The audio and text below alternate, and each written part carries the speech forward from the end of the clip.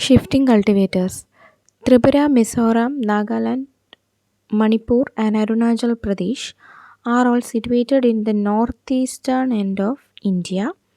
The rainfall is heavy, being well over 100 inches annually in many places. Geologically, the mountains are of young age and break down into soil easily, and the whole of the land is covered with a thick mantle of vegetation. In the midst of these warm, rain drenched forests, there live a number of tribal communities who depend principally upon a rather simple form of cultivation. The same method is also in vogue among some of the tribes of Orissa and Madhya Pradesh, while outside India it is practiced in northern Myanmar, Sumatra, Borneo, and New Guinea, as well as in parts of the African continent. In areas where it is practiced in India, a village community controls a certain measure of land consisting of mountains and valleys and puts a small part of it every year under cultivation. Plows and cattle are not employed, but axes or bill hooks and digging sticks are the only implements used for the purpose. After winter, a portion of the hillside or jungle is first marked off for cultivation. It is cleared by lopping of the undergrowth and branches of trees, which are allowed to dry in the sun for some time. Shortly before the rains set in, the dry leaves and bushes are set on fire. Farmers take care that the fire does not spread into the forest. When the fire dies down, the ashes are lightly spread over the ground where necessary. The fire kills the weeds and insects, and the ashes fertilize the ground. So, the fire kills these weeds and also the insects, and ashes fertilize the ground. Then the farmer walks over the field with a digging stick or billhook in hand, makes a hole in the ground, sows a few seeds, then covers it over with the earth by pressing it down with his toes. As the rain comes, the seeds begin to sprout and the harvest is gathered as each crop ripens. In Nagaland or Arunachal Pradesh, the land may thus be used for only one season or two, while in more crowded places like Orissa, it may be used for 3 seasons and then left for a number of years to recuperate. The period of recovery may vary from 3 or 4 to 10 years. It all depends upon the needs of the farmer and the pressure of population in the locality. This process of shifting the area of cultivation has many names. In Assam, it is known as Jum or Jum. In Orissa, as Podu, Dahi, or Kamana, Penda in Madhya Pradesh, and so on. In the English language, it is described as slash and burn, or Sweden, or simply as shifting cultivation. So, English language, it is described as slash and burn, or simply as shifting cultivation. Those who practice this form of cultivation do not themselves move from place to place to form new settlements. What they do is every family goes on adding a fresh patch of forest every year, while a patch which has been used several times is left free to recuperate. The villages themselves remain in the same place generation after generation. The crops which are grown in these fields vary very much from place to place. Thus, in Nagaland, millets like job steers and cotton are grown in abundance. In the north, Kachar and Karbi Anglong districts of Assam, cotton, papaya, and vegetables of many kinds form the principal crops, Women of the Dimasa Kachari tribe carry these in their baskets, suspended by means of a thumb line which runs across their forehead over long distances in order to sell them in the market of Lamdi. Among the Juangs of Kionjar district in Orissa, the first year's crops, which is grown in a Podu field for sale, consist of sesamum till it is purchased largely by the neighboring peasants for extracting edible oil. Sesamum is followed in the second year by upland paddy and then come millets of one kind or another. The second or the third year's crop is generally for home consumption. In the hills and plateaus of western Palamo district in Bihar, a variety of pulse named Ram Arhar is grown copiously in fields cleared by axe and fire. This has a ready market among the neighboring peasantry. It is thus interesting that in all the areas referred to above, the people who practice shifting cultivation do not wholly use the produce of their land for their own consumption. The cotton of the Karbi, Anglong, or Nagaland, the pulses of Palamu, the vegetables and cotton of the Dimasa, Kachari, or the Riang of Tripura are all meant for sale. And with the money thus received, they buy every other requirement like a cloth or iron, tobacco or salt, and sugar or tea. When poorer crops like coarse paddy or millets are grown after the soil is partially exhausted, they are largely used by the farmer or his family. There is an interesting story from Kyonchar in Orissa to illustrate how cultivation shifts from field to field, but the settlements do not.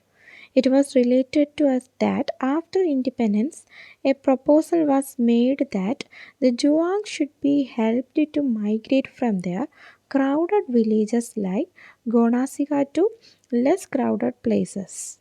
In accordance with the government's plan, a new site was allotted to the Juangs of that village and they moved over to the new site.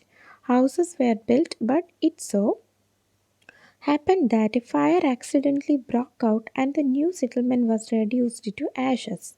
The Juas forthwith returned to the old site, for, as they said, the gods had become angry with them. This, of course, does not mean that they do not migrate at all. Indeed, they do so occasionally, but this is a rare occurrence in Orissa, though perhaps not so rare among the tribes of the northeast. It has already been said that the produce of the June field is often meant for sale, but even this may not always suffice. It is interesting how shifting cultivation is compared with other occupation when it proves insufficient. Among the Sawara or Savara people living in the hills around Parlakimedi in Orissa, the other once came across a very poor Podo field where there was more rock than soil. Still, millets had been sown there, and a young lad was keeping watch from a small shed nearby. When he was asked about his parents, we came to learn that the boy's father was employed in service in the municipal office below the hill. Evidently, he must have been fairly well paid. On further inquiry, it transpired that many of the Savaras in the neighboring hills were encouraged, perhaps also paid by the farmers in the plains below, to set fire to the forest on the hilltop. With the first shower of rain, the ashes are washed down and help to enrich the fields of the lowland farmers. In this way, much of the shifting cultivation which still exists in India has become tied up with the economy of the market, that is, with the requirements of the peasant population of both tribal and non tribal origin, which lives nearby and pays for goods and services in cash. Unlike the hunting and gathering in of the Andamans, it has become ancillary to a larger peasant economy and lost its independent status. Yet, wherever possible, the tribal communities continue to practice it, for in many of the hillsides, this is more or less the only practicable method of land utilization when we consider the thin population of the area for which it is not possible to convert the hill slopes into terraced fields for growing wetland paddy. At this stage, it would be useful to refer to two or three practices which are in vogue among the Juan or Savara tribes or the inhabitants of Mizoram or Nagaland. Among the Juangs, land is held by the village community. When new fields have to be opened up every year, the villagers gather together and, after some religious rites, proceed to measure by means of a bamboo pole the amount of land which has to be assigned to different families. Each family enjoys the fruits of its own labor, but the land belongs to the village. Among the Savaras of southern Orissa, a piece of land, a piece of land is placed under Podu for 1 year or so.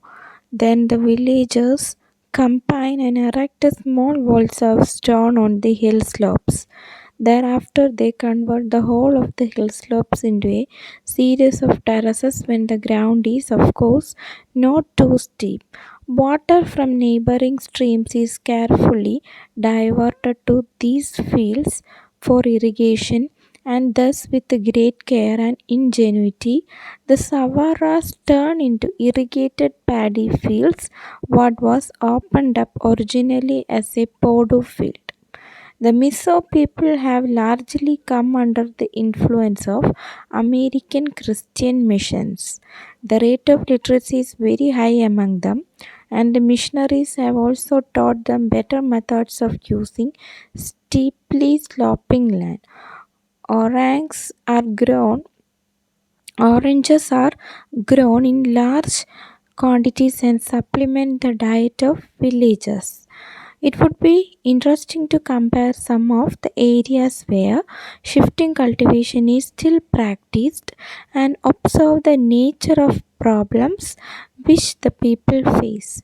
This will be followed by an account of how tribes in question are trying to adapt themselves to changing conditions. A detailed survey was undertaken in 1961 to 63 by the Anthropological Survey of India in order to ascertain the carrying capacity of land under shifting cultivation.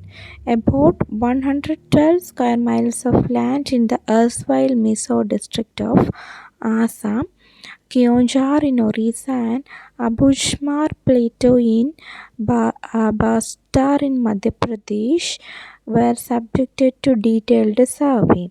The soil and rainfall vary conspicuously in these areas, but the technique of cultivation is not very different and can in fact be looked upon as uniform.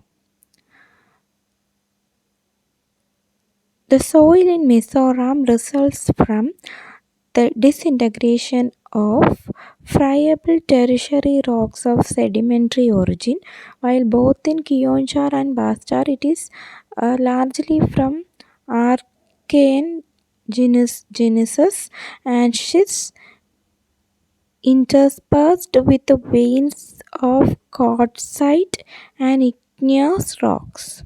Some sedimentary rocks are also present in the area, but during investigation it was considered difficult to allow for the differences in soil between Assam and Madhya Pradesh and Orissa, so that was more or less ignored, and note was taken only of the variation in rainfall.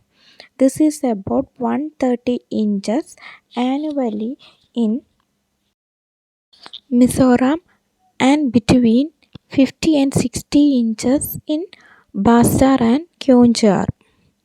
The findings of Bose, who was responsible for the work, are given below in the form of a table. During his calculation, he took in only the cereals grown in the jute field and ignored supplementary sources like meat and eggs, fruits and vegetables because of the inadequacy of records. Secondly, during the investigation, the Mizos had just collected their harvest and food was plentiful. The consumption rate was found to be as high as 3,500 calories per adult per day, and this was treated as a uniform standard to calculate the carrying capacity. Children under 12 were treated as half adults. This is the table, the area and village, then density of population per mile, then carrying capacity per square miles is given here. It is evident from an examination of the table that although the tribes in question all live by shifting cultivation, the problems with which they are faced are very different. In Mapuri, for instance, there is an abundance of land while in Sairap it is in short supply. It has been reported by Bose that as the land which can actually be put under slash and burn cultivation is small and the forest thin, the inhabitants of Sairap supplement their earnings by working as laborers in road building. In Bastar also the margin between land and population is narrow. Yet the Gonds of Abushmar continue to live in their own way as their territory is far away from roads and markets and they have nothing else to fall back upon except their own ingenuity in extracting food from the soil. In contrast, the Juangs of Kionchar are in a bad plight at the places where the carrying capacity is no more than 24.7 per square mile. They have to feed 68 adults on an average from the same area. They are therefore faced by stark shortage of food and have naturally to take a recourse to several measures in order to survive. The first step is, of course, supplementing their food supply by gathering leaves, fruits, and tubers from the jungle. In some seasons, they largely depend upon wild mangoes and jackfruits for their diet. The stones of mangoes are ripped open and the cotyledons within are crushed into flour which is mixed with the other stuff while cooking. Jackfruits in season are also most welcome, for besides the flesh, the seeds are also good food. The second step is that when food in a village becomes scarce, some families hive off, climb to higher and more inaccessible hill slopes where they found new villages in order to continue their accustomed way of life. Thus, a village named Panasanesa threw up a colony on the upper reaches of a neighboring mountain, which came to be known as Upara Panasanesa of the Heights. In contrast to the original one, which began to be designated as Tala Panasanasa, which is down below. But such sites are not always available, and on account of their height and rocky character, they can hardly support all the people who are faced by shortage in their home village. So, two or three causes are open to them. Firstly, they might hire themselves out as agricultural laborers in fields owned by others who generally do not belong to their tribe. Secondly, they may supplement their meager earnings by collecting and selling jungle produce in nearby markets, whether it is firewood or honey or leaves of the kentu tree, which is bought by merchants for the manufacture of country cigarettes or BD. Thirdly, they have to give up shifting cultivation altogether and take to the use of the plough and bullocks, as is the case with their more prosperous neighbors. But this requires some amount of initial outlay which most Zhuangs can rarely afford.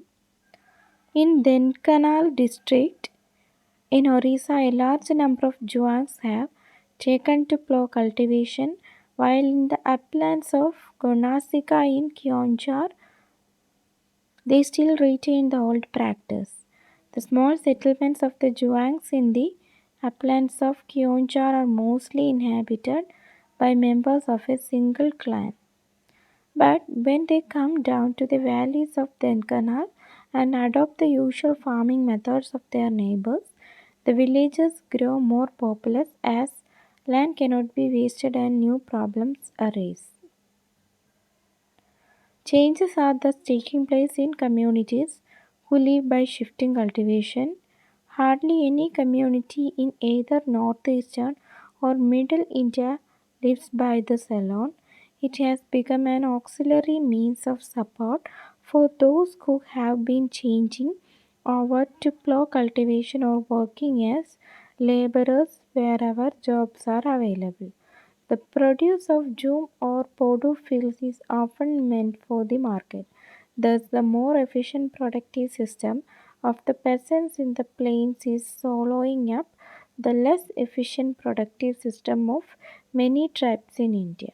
And as a consequence, the social system of the Hindus has also begun to exercise its influence over them, as the following example will show. In the villages of Tenkanal and Kionjar, where the Juangs have given up shifting cultivation and taken to the plough, there has arisen a new and rather superficial kind of demand for being regarded by others as one of the peasant caste. Nityananda Patnaik, the anthropologist who has worked on this problem, found that they had set up a caste panchayat after the model of the trading Tailika Vaishya or Teli and other castes. Meetings are held in the same manner. Resolutions regarding internal reform are passed, and the government's attention is drawn to the need for establishing more schools and for the promotion of economic development. Affiliation with the productive system current among the Hindu rural communities has thus led to the conversion of some sections of the Zhuangs into practically a new Hindu caste. It is also interesting that all the reported change has taken place without any effort on the part of the Hindus to proselytize. The source of the Baitarani River at Gonasika in Kionchar is held sacred by the Zhuangs.